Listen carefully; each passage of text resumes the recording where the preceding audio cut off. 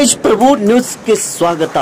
ಸಂಕೇಶ್ವರ ಪಟ್ಟಣದಲ್ಲಿರುವ ಶಂಕರಲಿಂಗ ಕಾರ್ಯಾಲಯ ಸಭಾಭವನದಲ್ಲಿ ಇಂದು ಬಿಜೆಪಿ ಪ್ರಮುಖರ ಸಭೆ ಹಾಗೂ ಪತ್ರಿಕಾಗೋಷ್ಠಿ ನಡೆಯಿತು. ಈ ಒಂದು ಸಭೆಯಲ್ಲಿ ಮಾಜಿ ಸಂಸದರಾದ ಅಣ್ಣಾಸಾಹೇಬ್ ಜೊಲ್ಲೆ ಮತ್ತು ಅರಬಾಯಿ ಮತಕ್ಷೇತ್ರದ ಜನಪ್ರಿಯ ಶಾಸಕರಾದ ಬಾಲಚಂದ್ರ ಜಾರಕಿಹೊಳಿ ಇವರ ನೇತೃತ್ವದಲ್ಲಿ ಬಿಜೆಪಿ ಪ್ರಮುಖರ ಸಭೆಯು ನಡೆಯಿತು. ಇದರಲ್ಲಿ ಹುಕ್ಕೇರಿ ವಿದ್ಯುತ್ ಸಹಕಾರಿ ಸಂಘದ ಚುನಾವಣೆ ಕುರಿತು ಹಾಗೂ ಡಿಸಿಸಿ ಬ್ಯಾಂಕದ ಚುನಾವಣೆ ಕುರಿತು ಅನೇಕ ವಿಷಯಗಳು ಚರ್ಚೆ ಆದವು. ಈ ಒಂದು ಸಭೆಯಲ್ಲಿ ವಿದ್ಯುತ್ ಸಹಕಾರಿ ಸಂಘದ ಆಡಳಿತ ಮಂಡಳಿಯ ಸದಸ್ಯರು ಹಾಗೂ ಬಿಜೆಪಿ ಪ್ರಮುಖರು ಈ ಒಂದು ಸಭೆಯಲ್ಲಿ ಪಾಲ್ಗೊಂಡಿದ್ದರು. ತೇಜ್ ಪ್ರಭು ನ್ಯೂಸ್, ಸಂಕೇಶ್ವರ್. ಒಳ್ಳೆ ಜನರ ಆಡಳಿತ ಇರಬೇಕಾಗ್ತದೆ. ಇಷ್ಟೆಲ್ಲ ಆದರೂ ಕೂಡ ಅದು ಹುಕ್ಕೇರಿ ರೂರಲ್ ಎಲೆಕ್ಟ್ರಿಸಿಟಿ ಕೇಂದ್ರನ ಅಂತ ಇತ್ತು. ಮೊನ್ನೆ ಈ ಎಲ್ಲ ಈ ವಿದ್ಯುತ್ ಸಹಕಾರಿ ಮಂಡಳದ ಅಧ್ಯಕ್ಷರು ನಿರ್ದೇಶಕರು ಇದ್ದಾಗ ನಮ್ಮ ಜಿಲ್ಲಾ ಉಸ್ತುವಾರಿ ಸಚಿವರಾದ ಸತೀಶಣ್ಣ ಜಾರಕಿಹೊಳಿ ಅವರು ಆ ಒಂದು ಸಂಸ್ಥೆಗೆ ಹೋಗಿ ಅಭ್ಯಾಸ ಮಾಡಿ ಈ ಸಂಸ್ಥೆಗೆ ಅಪ್ಪನವರ ಹೆಸರಿಡೋಣ ಅಂತ ಅಂದಾಗ ನಿಜವಾಗಿಯೂ ಕೂಡ ಅವರ ಆತ್ಮಕ್ಕೆ ಶಾಂತಿ ಸಿಕ್ಕಿದೆ ಅಂತ ನಾನು ಈ ಸಂದರ್ಭದಲ್ಲಿ ಮನಸಾರೆ ನಾನು ಧನ್ಯವಾದಗಳನ್ನು ಅರ್ಪಿಸ್ತೇನೆ. 70 ಲಕ್ಷದ ಉದ್ಘಾಟನಾ ಸಮಾರಂಭ ಈ ವಿಧಾನಸಭೆ ಒಂದು 8 ದಿವಸಗಳನ್ನು ಮಾಡ್ತೇವೆ. ನಿಮ್ ಕಡೆ ಯಾಕೆ ಮಾಡಕ್ಕಾಗಿಲ್ಲ ಕೇಳ್ತಾನ. ನಾ ಸಂಘದ ಡೈರೆಕ್ಟರ್, ಮಾಜಿ ಚೇರ್ಮನ್, ನಮ್ಮ ಏರಿಯಾದಾಗ ಒಂದು ಜಂಪ್ ಕೊಟ್ಟರೆ ಲೈಟ್ ಚಾಲು ಆಗ್ತಿದ್ದಿ, ಅಲ್ಲಿ ಮಾಡು ಕೊಟ್ಟಿಲ್ಲ. ಯಾಕೆ ಮಾಡಿ ರೈತರ ಮ್ಯಾಗ ಅನ್ಯಾಯ? 24 hours ಲೈನ್ ನಾವು ಕೊಡ್ಬೇಕಾದ್ರೆ ನಮ್ ಕಡೆ ಈಗ ದೊಡ್ಡ ಕೆಲಸ ಮಾಡಿಲ್ಲ, ಎಲ್ಲೇನು ರೊಕ್ಕ ತಂದಿಲ್ಲ, ಸಂಸ್ಥೆನ ದೊಡ್ಡ ಸಂಸ್ಥೆದಾಗ ಮಾಡುವಂತ ನಮ್ಮಲ್ಲಿ ಒಂದು ಭಾವನಾ ಬೇಕಾಗ್ತೈತಿ. ಇವತ್ತ ನಾವು 11 ಜನ ಈ ಕಾರಣಕ್ಕಾಗಿ ನಾವು ಹೊರಟಿದ್ದೆವು. ಇದನ್ನ ಬಿಟ್ಟು ನಮ್ಗೆ ಬೇರೆ ಉದ್ದೇಶ ಇಲ್ಲ. ಹೇಳ್ತಾರ ಇದನ್ನ ತಗೊಂಡಾರು ಹೊರಗೆ ಬಿದ್ದಾರು, ಒಂದ ಗುಡಿ ಆಗ್ಬಾರು, ಒಂದ ವೇದಿಕೆ ಮ್ಯಾಗ ಬರೋದು. ಎಲ್ಲಿ ಹೇಳ್ತೀರ ಹೇಳ್ರಿ, ನಾವು 11 ಮಂದಿ ಡೈರೆಕ್ಟರ್ ಎಲ್ಲ ಬರ್ತು. ನಾವೇನಂತ ಕೆಲಸ ಮಾಡೋಲ್ಲ. ನನ್ನ ಸಂಸ್ಥೆ ನೋಡಿ ಇವತ್ತು ವಿಚಾರ ಮಾಡಿ ನಾವು ಅಪ್ಪನವ್ರನ್ನೇನು ಉದ್ದೇಶ ಇತ್ತು ಅಂದ್ರೆ ಈ ನಮ್ಮ ತಾಲೂಕಿನ ರೈತರಿಗೆಲ್ಲ ಹಿರಣ್ಯಕೇಶಿ ಸಹಕಾರಿ ಸಕ್ಕರೆ ಕಾರ್ಖಾನೆ ಇರ್ಬೋದು, ಗ್ರಾಮೀಣ ವಿದ್ಯುತ್ ಸಹಕಾರಿ ಸಂಘ ಇರ್ಬೋದು, ಎಲ್ಲ ಇವತ್ತ ರೈತರ ಪರಿಸ್ಥಿತಿ ಒಂದು ಟಿಸಿ ಕುಲಿಸ್ಬೇಕಾದ್ರೆ ನಿಮಗೆ 2 ತಿಂಗಳು ನೆನಬೇಕಾಗೈತಿ. ಅಂತ ಪರಿಸ್ಥಿತಿ ಗೊತ್ತಿಲ್ಲ. ಸೇಮ್ ದಿವಸ್ ಸೇಮ್ ಡೇ ನಾವು ಇವತ್ತು ಟಿಸಿ ಕೊಡ್ತಾಯಿದ್ದೇವೆ. ಯಾರು ರೈತರಿಗೆ ಕಳಿಸ್ತಿಲ್ಲ ಅಂದ್ರೆ ಒಬ್ಬರ ರೈತ ಹೇಳ್ಬೇಕು.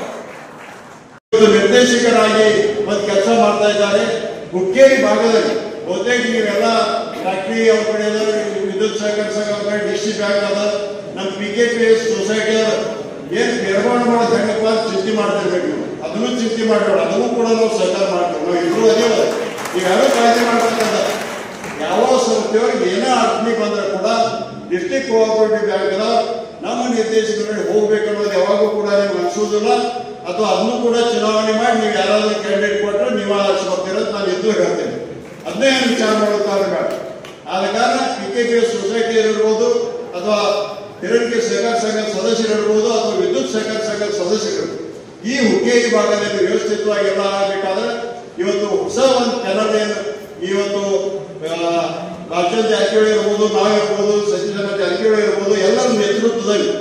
ಯಾಕಂದ್ರೆ ಅವರ ಮೇಲೆ ನಾನೇ ಹೇಳಿದ್ರೆ ನೋಡಿರ್ಬೋದು ಸಹಕಾರ ಸಂಘದಲ್ಲಿ ಯಾವುದೋ ಒಂದು ಪಕ್ಷಪಾತ ಇರೋದು ನಾವೇ ಎಲ್ಲಿದ್ದಾವೆ ನೋಡಿ. ಆದ್ರೆ ನಾವು ಬಂದ್ರೆ ಮಾತ್ರ ನೀವು ಪಕ್ಷಪಾತ ಕಾಣಿಸ್ತದ, ನೀವು ಮಾತ್ರ ಏನ್ ಬೇಕಾದ್ ಮಾಡ್ಬೋದು, ಇನ್ನೂವರೆಗೆ ಮಾಡ್ಬೋದು ಇದೆ. ಈಗ ಏನೋ ಜನ ಸ್ವಲ್ಪ ಎಚ್ಚರಿಕೆ ಆಗ್ಯದ ಅಂತ ಅನಿಸ್ತದ. ನಮ್ಮ ಹುಕ್ಕೇರಿ ತಾಲೂಕಿನ ಒತ್ತೆ ಬಹಳ ಎಚ್ಚರಿಕೆ ಆಗಿದ್ರಿ, ನಮ್ಮ ಜೊತೆಗಿರ್ತೀವಿ.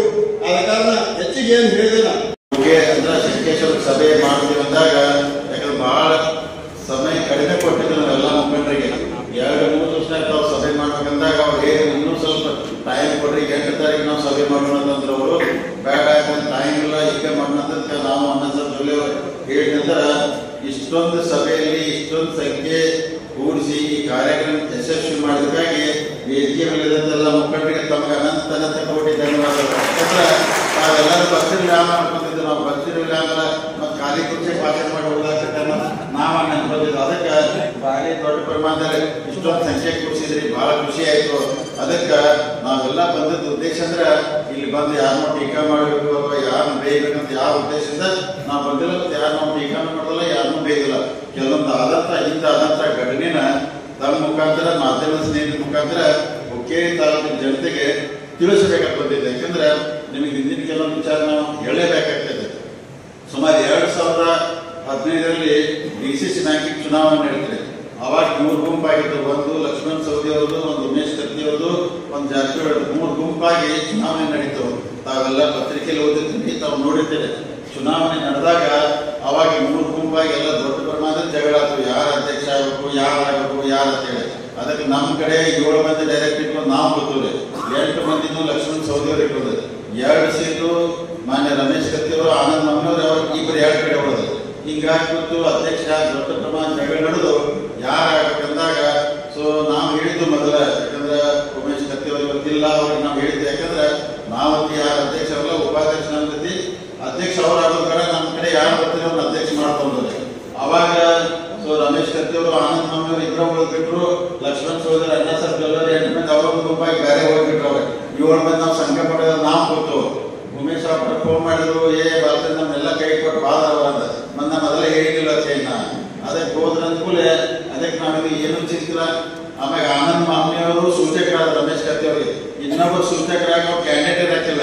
ಇನ್ನೊಬ್ಬರು ಸೂಚಕರು ಯಾರಂದ್ರೆ ಅಣ್ಣ ಸರ್ ಸೂಚಕರಾದವ್ರು ಅವಾಗ ನಾಮಿನೇಷನ್ ಸೂಚಕರಾಗಿ ಅಣ್ಣ ಸರ್ ಎಲ್ಲರೂ ಕೈ ಕೊಟ್ಟು ಆ ಕಡೆ ಹೋಗ್ಬಿಟ್ರು. ಲಕ್ಷ್ಮಣ್ ಸವದಿ ಅವ್ರ ಕಡೆ, ಇವರು ಆ ಕಡೆ ಹೋಗ್ಬಿಟ್ರು. ಅವಾಗ ಅವ್ರ ಕಡೆ ಇಬ್ಬರ ಆದವ.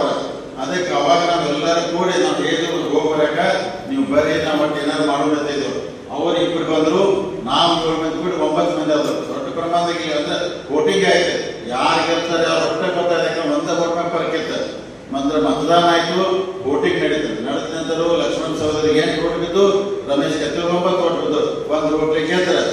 ಆವಾಗ ಅದಕ್ಕೆ ಅಲ್ಲಿಂದ ಇಲ್ಲಿವರೆಗೆ 9 ವರ್ಷ ರಮೇಶ್ ಕತ್ತಿ ಅವರು DCC ಬ್ಯಾಂಕ್ ಅಧ್ಯಕ್ಷ ಮಾಡಕ್ ನಾವೆಲ್ಲ ಸಹಕಾರ ಕೊಟ್ಟಿದ್ದು.